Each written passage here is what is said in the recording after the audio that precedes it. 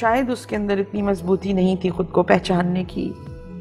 I wish, दुआ है कि वो ये जर्नी पूरी कर चुका हो। तो क्या इख्तलाफात हुए थे? पता ही नहीं चला, क्योंकि लगती नहीं हो ऐसी कि आराम से कोई रिश्ता तोड़ सकती है। मेरी ज़िंदगी में जो इख्तलाफात हुए हैं वो मोस्टली मेरे इख्तलाफात नहीं हुए किसी से। वो नज़रियाती इख्तलाफात वो एक अलग बात है, मगर जिसके भी इख्तलाफ हुए उसके हुए हैं मुझसे। शायद क्या इनसिक्योर हो गया था? नहीं, ऐसी कोई भी बात नहीं थी, बस खत्म हो गई। हाँ। और आपका एक बेटा है? हाँ, गुस्से में शायद ये हुआ था। ठहरो, रिकॉल करने दो। गुस्सा आया और गुस्से में तलाक दे दी। Did he regret it later? ये तो वो खुद ही बता सकता है। और उसके बाद आप इस फील्ड में आई? उसके काफ़ी अरसे के बाद इस फील्ड में आई, क्योंकि मैंने कभी डिसाइड नहीं किया था ये। It was not my decision कि मैं एक्टिंग करूँगी, और फिर वो होता गया, कड़ी से कड़ी मिलती गई। You know, everything is happen for the ultimate good. कोई डेस्टिनी होती है कहीं। कोई रिग्रेट नहीं खुद को?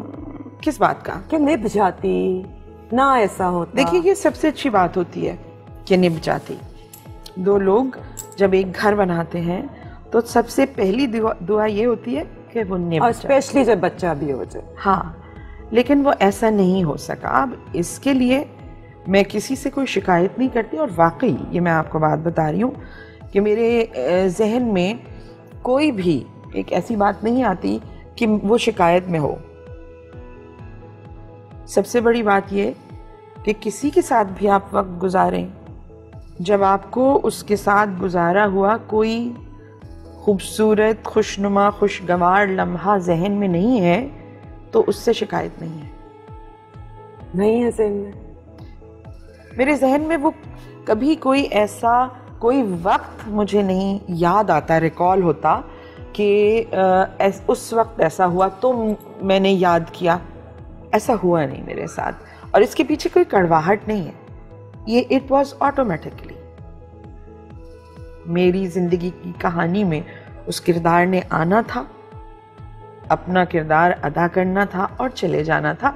It was like that, this it was written. और मेरे ख्याल से उसने अपना कैरेक्टर बहुत अच्छा किया। हाँ, and I wish him all the best. Okay, that's big of you, I must say. अकेले बेटे को पाला, कितने साल का था जब you were divorced? I think वो होगा 3-4 साल का। बस? तो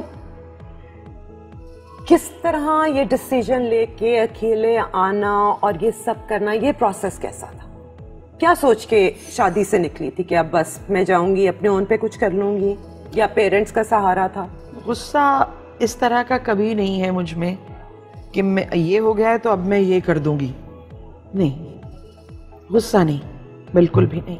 लेकिन मुश्किल तो होगा ना, है ना? एक औरत जिसने कभी कुछ भी नहीं किया, घर में सेटल्ड है, बच्चा भी हो गया, एक सिक्योर माँ बाप के घर से उठ के शादी कर ली, अपने ओन पे होना, एक डर तो लगता है। और उस 90s में तो माहौल बहुत ही और टाइप का था। तो उस वक्त तो ये माहौल होता था कि डिवोर्स हो गई है तो इसको उस लड़की के पास ना बिठाना जिसको मेहंदी लग रही हो, या ये है हमारे यहाँ मिथ। बिल्कुल है। हाँ, लेकिन उनसे शिकायत यूँ नहीं है कि वो सब ट्रैप्ड हैं बेचारे, जो इस तरह सोच रहा है। तो जो लोग अगर पहले ही ट्रैप्ड हों उनको आप कैसे छेड़ सकते हैं ना, यू नो।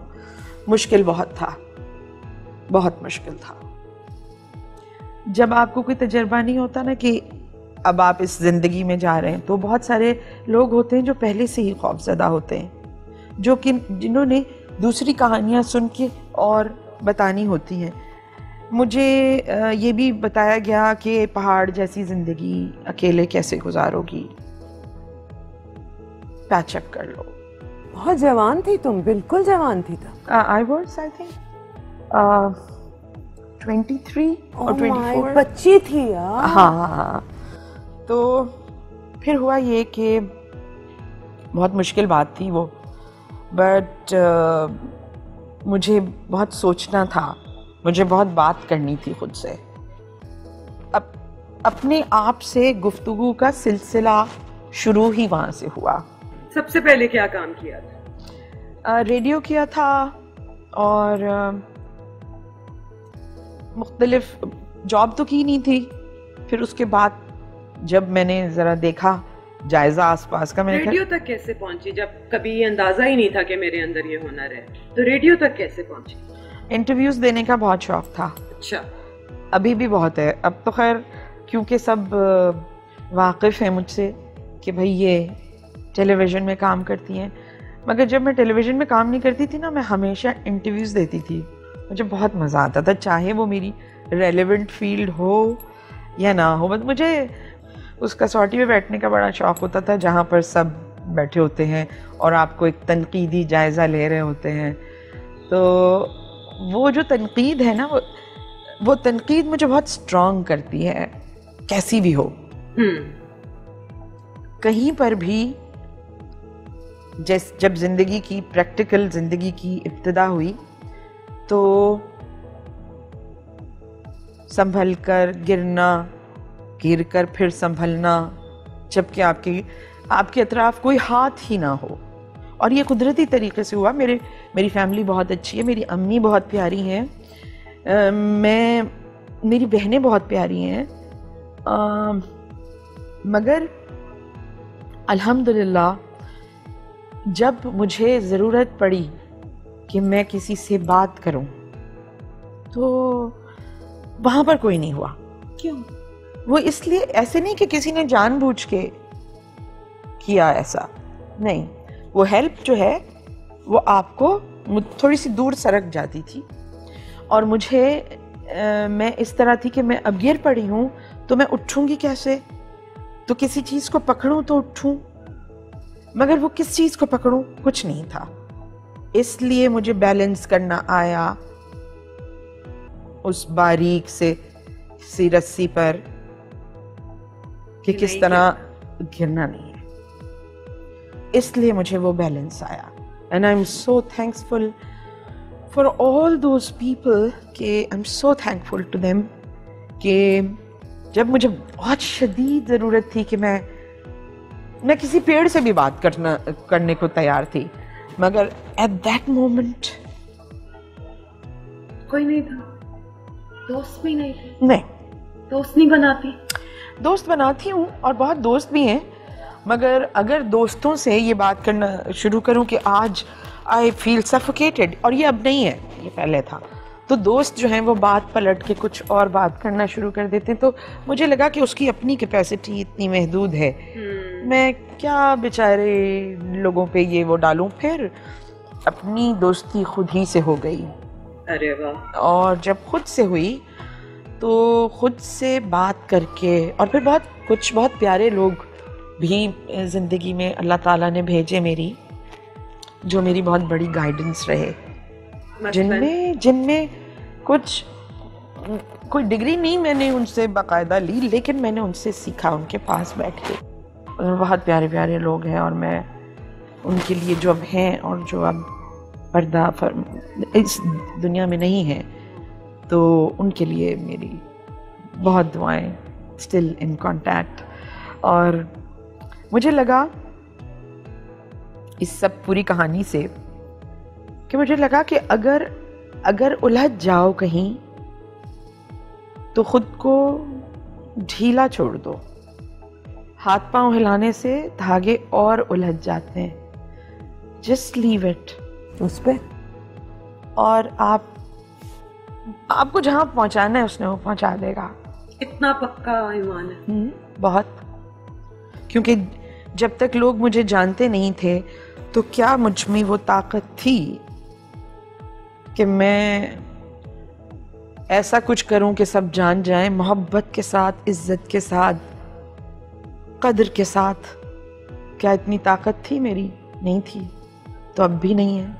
वो पहले भी जिसने किया अब भी वही कर रहा है और आगे भी वही करता है ना। अकेली क्यों है? अभी तक क्यों नहीं दूसरी शादी की? क्यों नहीं कोई जिंदगी में आया?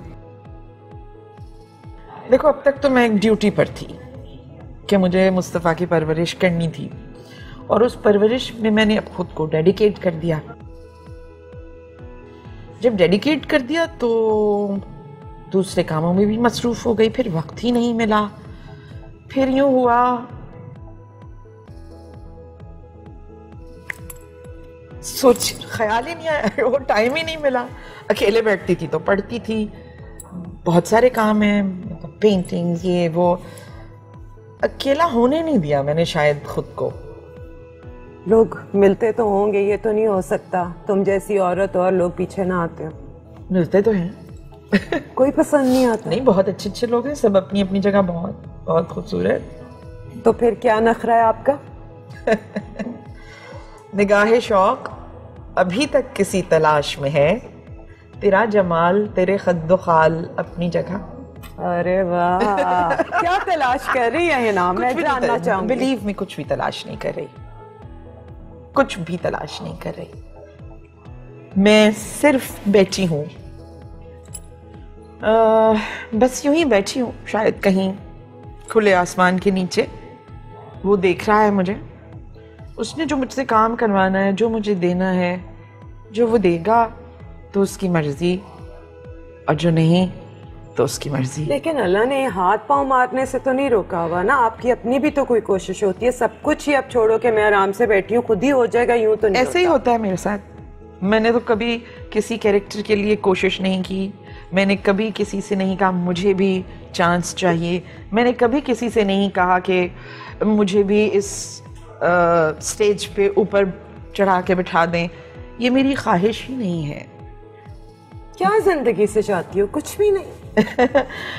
ये मेरी ख्वाहिश नहीं है, मेरी ख्वाहिश उस फोकस होकर, अपना फोकस उस चीज़ पे रख के, जो भी चीज़ मुझसे करवाई जा रही है उसको मैं उस, may be I am a perfectionist, तो मैं, और दूसरों के लिए नहीं हूँ मैं परफेक्शनिस्ट, अपने लिए हूँ। मुझे वो फोकस अपना बरकरार रखना है जिस पे मैं कुछ भी कर जाऊँ।